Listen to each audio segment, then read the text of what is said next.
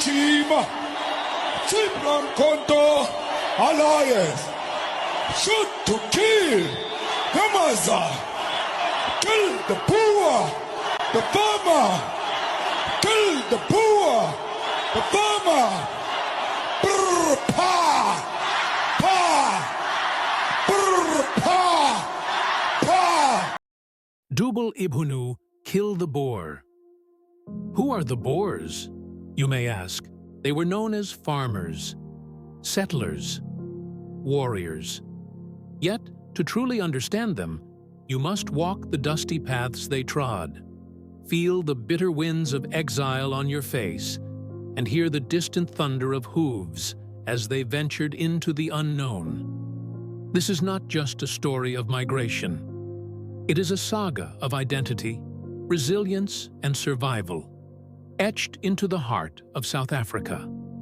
This is the story of the Boers.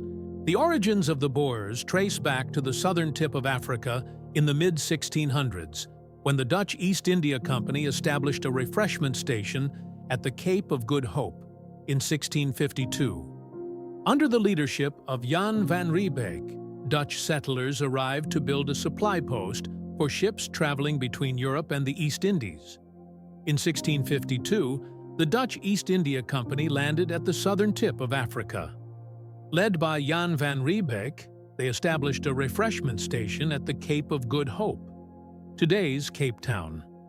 It wasn't intended as a colony at first, but as a service point for ships en route to Asia. But this small settlement would grow far beyond its original design, and soon, many employees of the company became independent settlers, known as free burghers.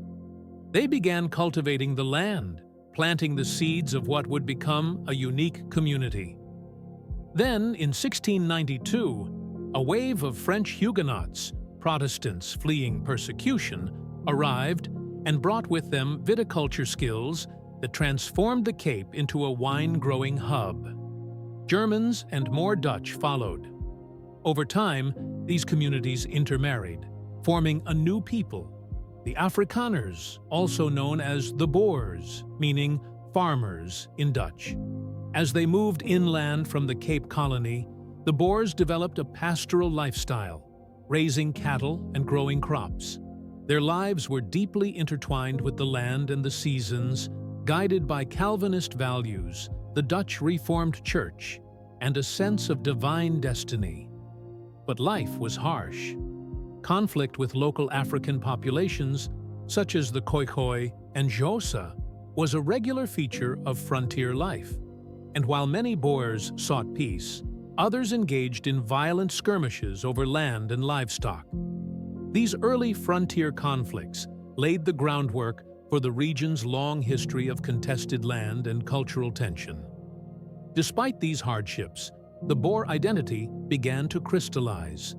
Simple, proud, and self-reliant. They viewed themselves as a chosen people, blessed by God to inhabit and tame the African wilderness.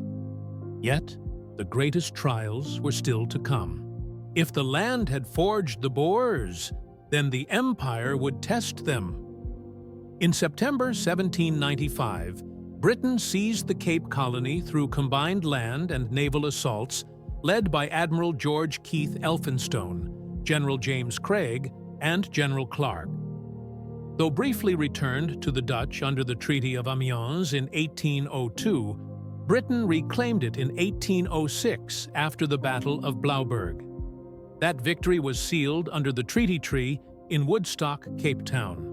By 1814, Britain officially gained permanent control of the Cape via the Anglo-Dutch Treaty. Then came the 1820 settlers, around 4,000 British entrepreneurs who were expected to boost the economy. At first, many Boers were indifferent, but it soon became clear. The British had come not as guests, but as rulers. The new administration brought with it a different worldview: English laws, British customs, and most controversially, policies toward slavery and indigenous people. In 1834, the British abolished slavery throughout their empire. While this was a moral victory for many, It struck a devastating blow to Boer farmers, whose agricultural systems heavily relied on enslaved labor. Compensation was offered, but only payable in London, a cruel irony for isolated farmers thousands of miles away. Language was another sore point. English became the official medium in courts and schools, gradually displacing Dutch. For a people who saw their language as a pillar of their faith and culture, this was more than administrative. It was existential. Many Boers felt betrayed. They saw the British not as liberators, but as cultural imperialists, undermining their way of life. Simmering resentment began to turn into action. They decided to leave, and from this yearning came a seismic decision: the Great Trek. What drives a people to abandon their homes, pack their lives into wagons, and vanish into the vast unknown, you may ask? But the Boers were not a monolithic group, but a scattered collection of farming families, united by a shared desire for independence. With ox wagons packed with supplies, Bibles, rifles, and dreams, they headed into the vast interior of southern Africa, uncharted, dangerous, and unknown. They called themselves Voortrekkers, those who trek ahead. Between 1835 and 1846, over 10,000 Boers left the Cape. This was not a single movement, but a series of migrations, spanning multiple waves and routes. They trekked through the Drakensberg Mountains, braved semi-arid Karoo plains, and crossed raging rivers, forging paths through landscapes that few Europeans had dared enter. Their leaders were charismatic and deeply religious. Men like Andries Pretorius, Hendrik Potgieter, and Piet Reteif. These weren't just political figures. They were prophets in their followers' eyes. They believed they were fulfilling a divine mission to carve out a homeland free from British tyranny and moral interference. But the journey came at a terrible cost. Disease, drought, and raids from hostile bands decimated many parties. Entire families perished in the wilderness, and they were not entering an empty land. The interior was already home to African kingdoms and chiefdoms, many powerful, organized, and deeply wary of these armed newcomers. Still, the Boers pressed on. In their minds, they were pioneers forging a promised land, a land flowing not with milk and honey, but with independence and God's grace. They were no longer just farmers. They were a people with a destiny. But the road to freedom would soon run red with betrayal, blood, and a kingdom that would not bow. In 1837, after months of arduous trekking, a contingent of Voortrekkers led by Piet Reteif reached the rich, fertile lands of Natal. Here stood the powerful Zulu kingdom, under the rule of King Dingaan Kasenzangakona, the younger half-brother of Shaka Zulu. The Zulu kingdom was no passive backdrop. It was one of the most formidable African states of its time. Its disciplined army, the Impi, had swept across southern Africa during the Mfecane, a period of warfare and migration sparked by Shaka's military revolution. Dingaan had inherited both power and paranoia, ruling a kingdom poised for conflict. Piet Reteif came as a diplomat. He offered horses captured from a rival chief as a gift and sought permission for the Voortrekkers to settle in Natal. Dingaan, cautious but intrigued, agreed. On one condition: Reteif must return stolen cattle as a gesture of good faith. Reteif complied. The cattle were recovered and returned. A treaty was drawn up, handwritten in both Dutch and translated versions, and signed on February 6, 1838. What followed was both symbolic and sinister. Dingaan invited Reteif and his delegation, 71 men in total, to witness a celebration. They were led inside the royal enclosure, unarmed, as a sign of peace. Then came the chilling words, "Bulalani Abathakathi," "Kill the wizards." It was a massacre. Every Voortrekker in Reteif's party was brutally slain. Their bodies were left to rot outside the Zulu capital. Days later, Dingaan's impis swept down upon Boer encampments at Wienen and Blaukrans, slaughtering hundreds, men, women, and children. The Great Trek, once a journey of hope and spiritual fulfillment, had now turned into a blood-soaked crucible. Dingaan's betrayal ignited fury among the Boers. Reteif, to them, became a martyr, a symbol of trust violated and innocence destroyed. In the pages of that journal were the final words of diplomacy, but the ink of peace had dried into the dust of war. The Boers would not forgive. They would gather, they would pray, and soon they would strike back with holy fire and unyielding vengeance. In the wake of the Reteif massacre and the bloodshed at Wienen, the Voortrekkers were broken, but not beaten. As they regrouped under new leadership, they turned to a rising figure among them, Andries Pretorius, a seasoned military leader, devout Christian, and fierce patriot. With Natal hanging in the balance and Dingaan's forces on the move, Pretorius gathered an elite commando of 470 Boers, heavily armed and prepared for battle. With them came 2 small artillery cannons, powder kegs, and most critically, a belief that God was on their side. But before battle, there was prayer. On the eve of battle, December 15, 1838, the Boers made a sacred vow, a covenant with God. If he granted them victory over the Zulu host, they would build a church in his honor and commemorate the day forever as a day of thanksgiving. And so began the legend of the vow at Blood River. Dingaan, believing the Boers to be just another feeble group of settlers, had dispatched a Zulu impi of 10,000 to 15,000 warriors to wipe them out. The Boers formed a tight laager, a fortified circle of wagons, and waited. What followed was one of the most one-sided yet symbolically monumental battles in South African history. The Zulu regiments, fearless and fast, charged the laager in waves. Their shields glistened with morning dew. Their war cries echoed through the valley. But the Boers were ready. With flintlock rifles, musket fire, and coordinated volleys, they repelled charge after charge. The battle raged for hours, but the outcome was never in doubt. The Zulus, unable to breach the wagon circle, were cut down in droves. By midday, the Encom River ran red with blood.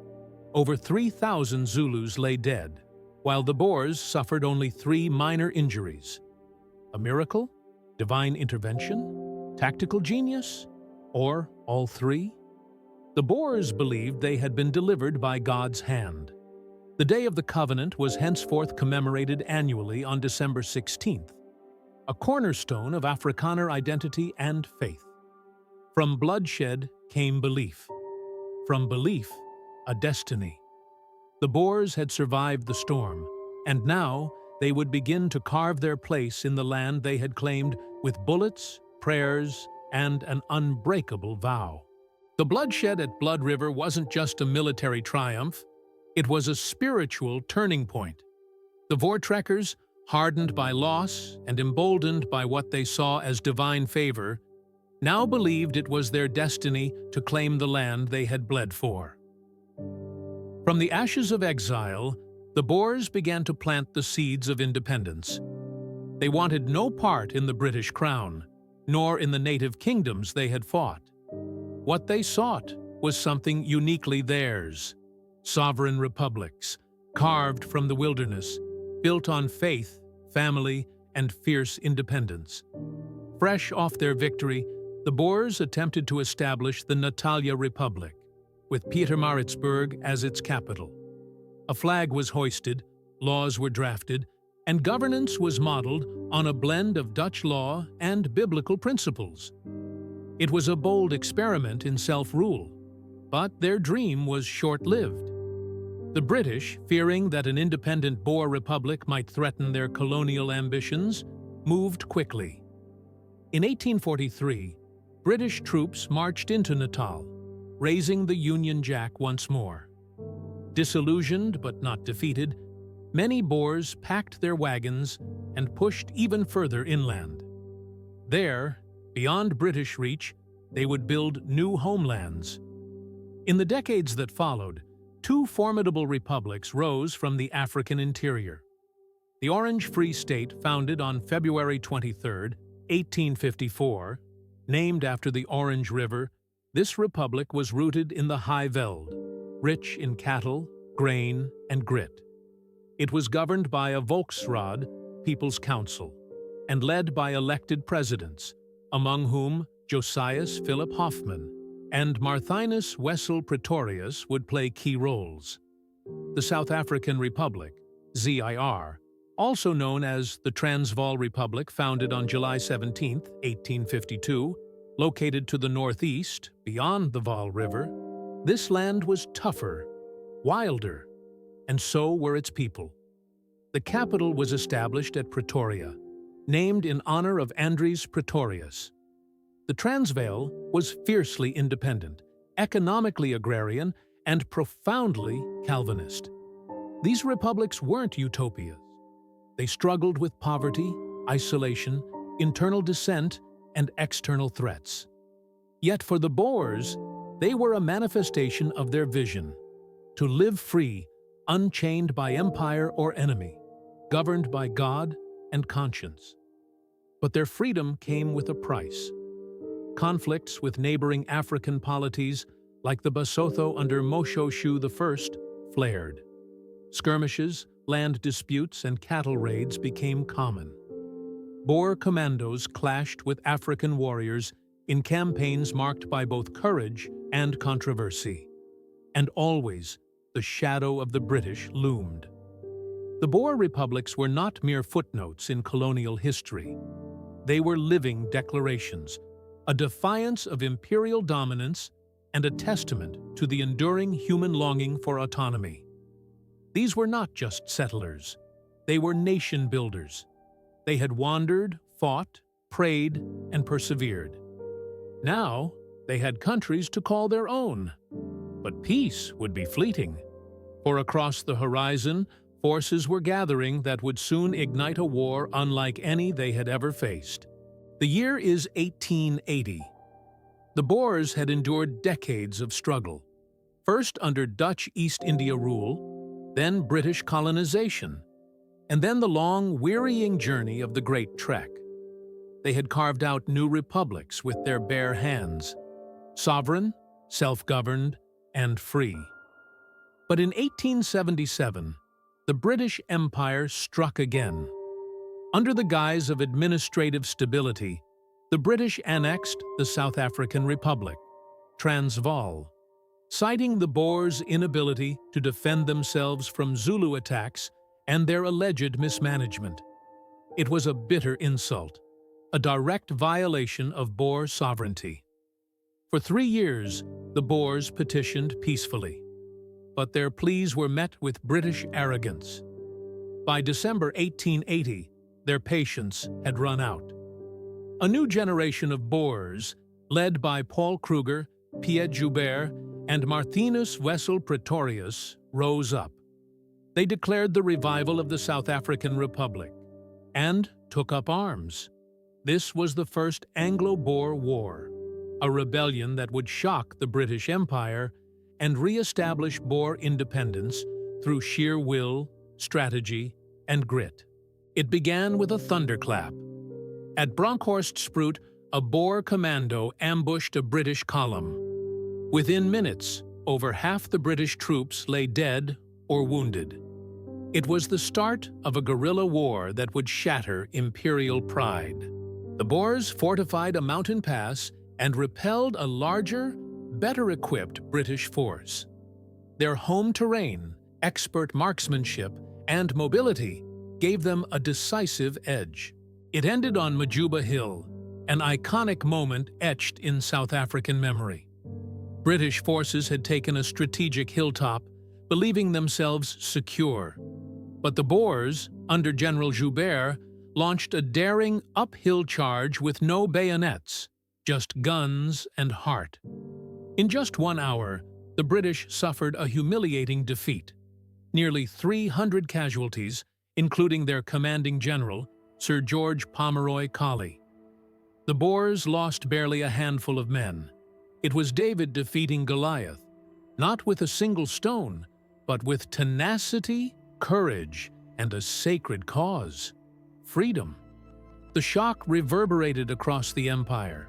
The British sued for peace. In 1881, the Pretoria Convention was signed.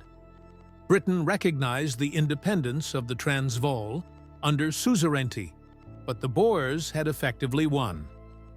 Paul Kruger, the wise and weathered leader of the resistance, emerged as a national hero.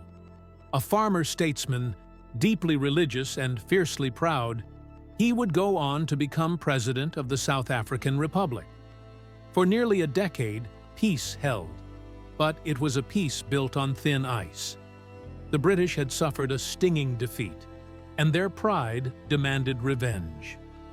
The Boers, meanwhile, clung to their hard-won freedom, wary of British promises. The fuse was still burning, and beneath the soil lay the spark that would reignite the war.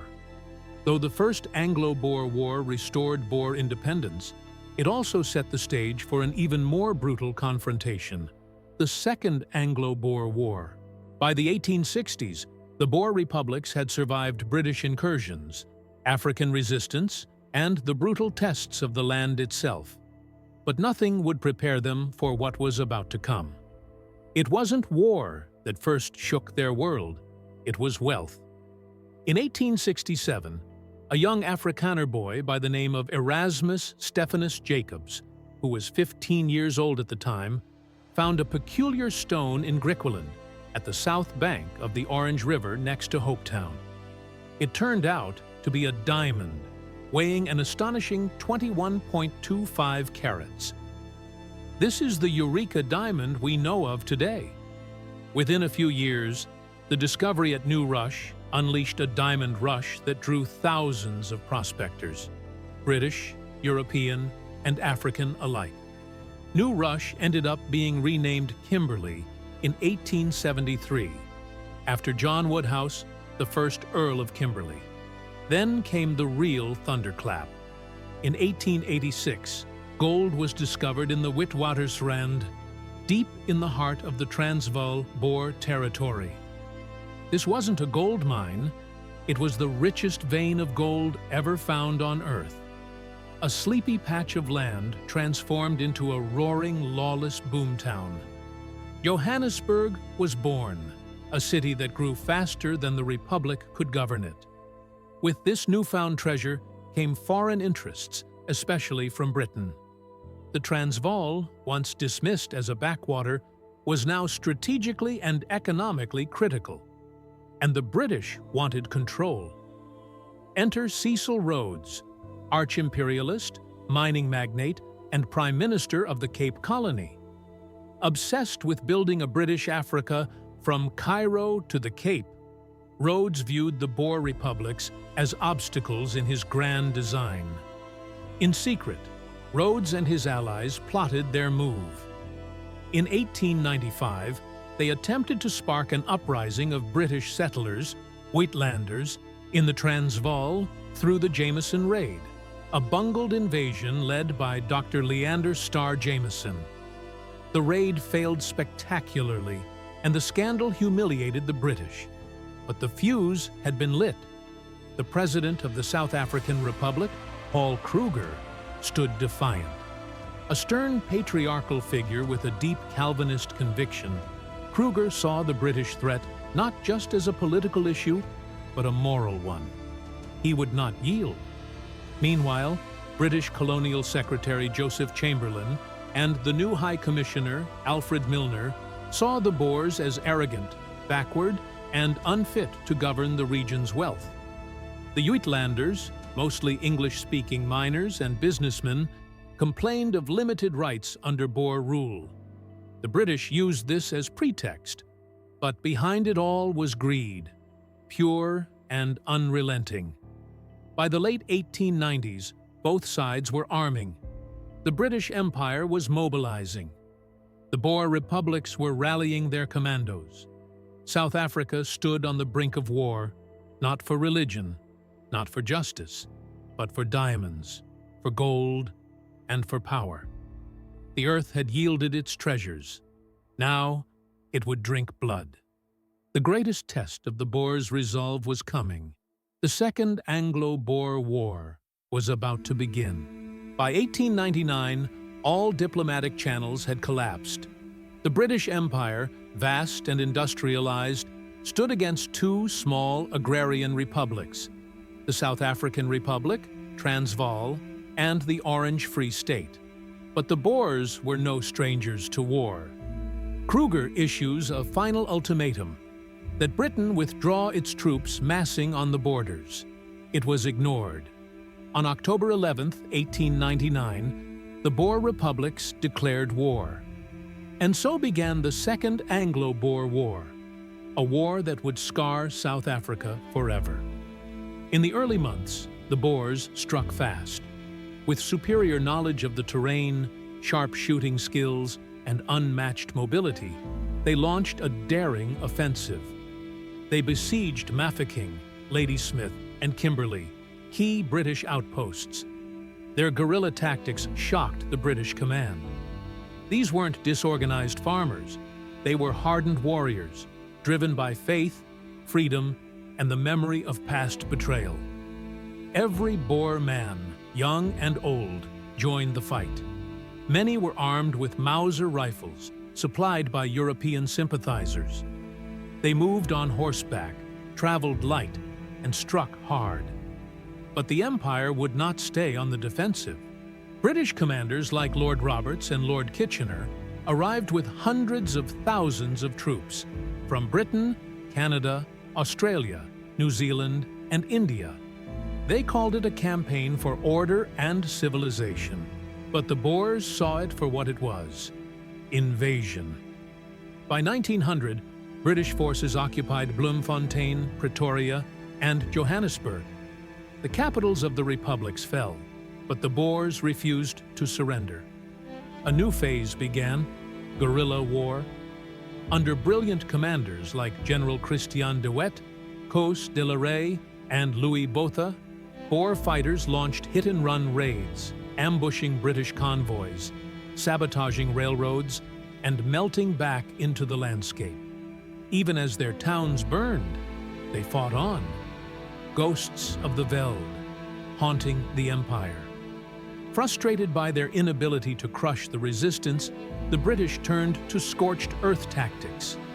They burned Boer farms, slaughtered livestock, salted fields, and destroyed wells. Then came the concentration camps. Over 100,000 Boer women and children were forcibly removed from their homes, crammed into squalid camps without proper food, sanitation, or medical care.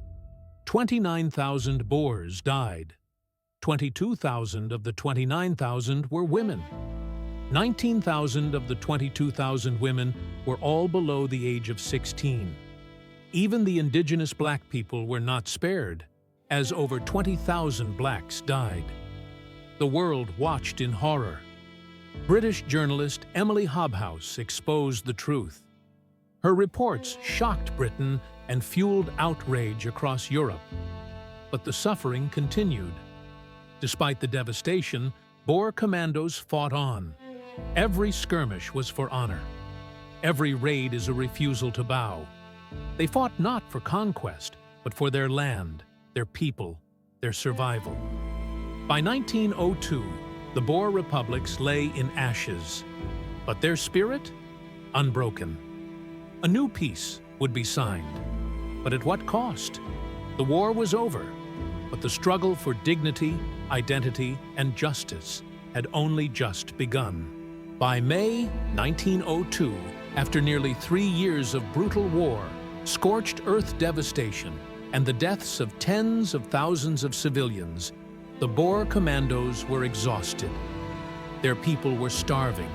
Their homes lay in ruin. Yet still, they refused to bow, until there was no other way to survive. The British, confident but wary, met with the remaining Boer leaders in Vereeniging. Among them, Louis Botha, Christian de Wet, and Koos de la Rey. They came not as defeated men, but as guardians of a broken people. For 2 weeks, emotions ran high. Arguments erupted over surrender terms.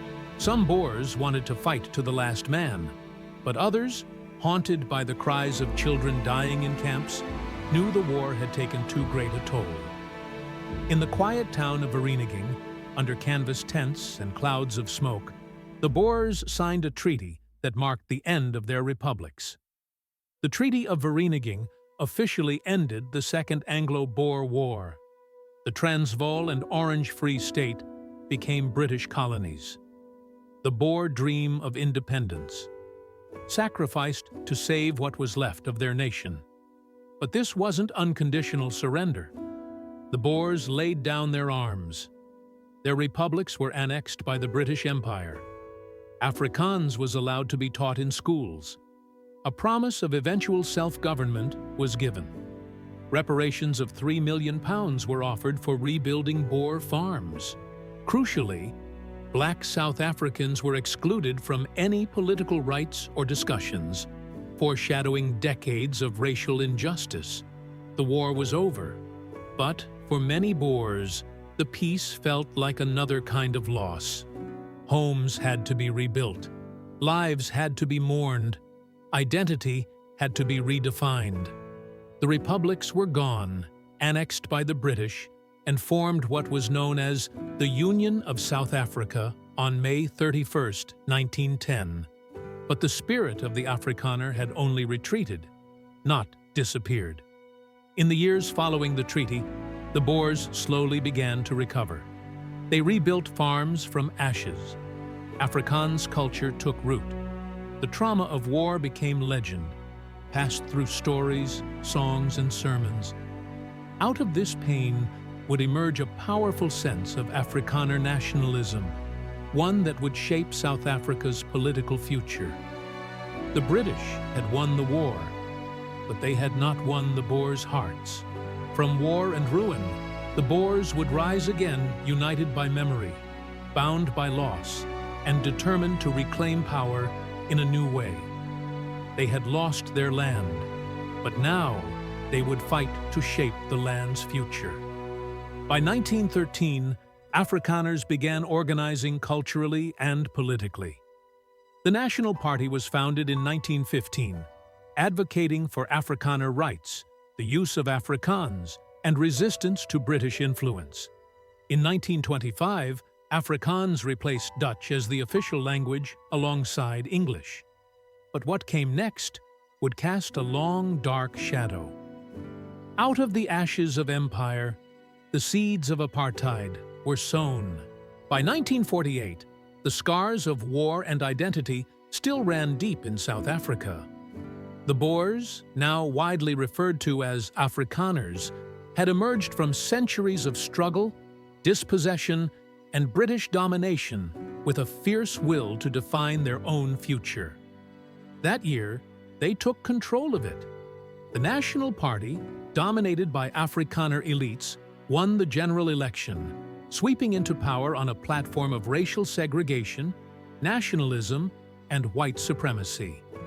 At its helm stood Daniel Francois Malan, a Dutch reformed minister turned politician. His administration enshrined apartheid, a ruthless system of legal and social discrimination that separated South Africa not just by race, but by power, land, and dignity. Apartheid was not just a political policy, it was an architecture of domination. Black South Africans were stripped of voting rights, their citizenship reduced to fragmented homelands. Interracial marriage was outlawed. Public spaces were divided. Land was seized and redistributed to white ownership under the Group Areas Act, and new laws criminalized dissent. At the center of this system was Hendrik Verwoerd, often called the architect of apartheid. A Dutch-born sociologist turned prime minister, Verwoerd believed deeply in separate development and sought to engineer South African society along rigid racial lines. Under his rule, brutal state security forces hunted down political activists, banned opposition movements, and censored the media. But the Boers' political domination came at a cost. Resistance flared across the country. The African National Congress, ANC, led by young leaders like Nelson Mandela, began organizing defiance campaigns, strikes, and acts of civil disobedience. In 1960, the Sharpeville massacre shocked the world when police opened fire on peaceful protesters, killing 69 people. The world turned its gaze on South Africa.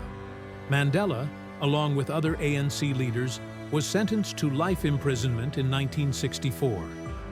Yet his spirit grew stronger behind bars. The resistance intensified. In 1976, the Soweto uprising saw thousands of black schoolchildren rise up against the imposition of Afrikaans in education. The world watched as South Africa descended into turmoil. By the 1980s, international sanctions, internal unrest, and an unsustainable economy brought the apartheid regime to its knees. Afrikaner hardliners were losing grip, as even business leaders and reform-minded whites saw the writing on the wall. In February 1990, the unthinkable happened. Nelson Mandela, the face of the anti-apartheid struggle, walked free from Victor Verster prison after 27 years of incarceration. His raised fist, clenched in quiet triumph, signaled the beginning of the end. Behind the scenes, the National Party, now led by President F.W. de Klerk, began dismantling the apartheid system. Bans on political parties were lifted. Political prisoners were released. Talks began between the old regime and the liberation movements. But it was not a peaceful path. South Africa teetered on the edge of civil war. Assassinations, bombings, and ethnic violence erupted. Yet through this chaos, Mandela and de Klerk steered the nation toward a negotiated settlement. Then, on April 27, 1994, millions of South Africans, black, white, Indian, and colored, lined up to vote in the country's first democratic election. Many had waited their entire lives for this moment. The ANC won in a landslide. Nelson Mandela became the first black president of South Africa. The Boer-led National Party, dominant for nearly 50 years, had lost control of the government. Apartheid, once thought unbreakable, had collapsed. Today, the Boers, now known as Afrikaners, are a minority in a democratic South Africa. Many still speak Afrikaans, a language rooted in Dutch and shaped in the crucible of the African veld. They remain proud of their culture, their pioneering ancestors, and their contributions to the nation's development. But their legacy is complex. It is a legacy of courage and migration. The Voortrekkers who crossed uncharted lands. A legacy of resistance and resilience against British rule, against war and hardship. But it is also a legacy of colonialism and racial domination, of a system that denied millions their rights, lives, and dignity. The Boer story is the story of South Africa itself, a tale of conquest and suffering, of pride and pain, of division, and, ultimately, of hope. The past still echoes. In the farms of the Free State, the schools of Pretoria, and the streets of Cape Town, history lives on. Reconciliation is a journey, one that continues to unfold. Thank you for joining me on this journey of African history, philosophy, and mythology. If you enjoyed this video, don't forget to like, comment, share, and subscribe for more videos on African history, philosophy, and mythology.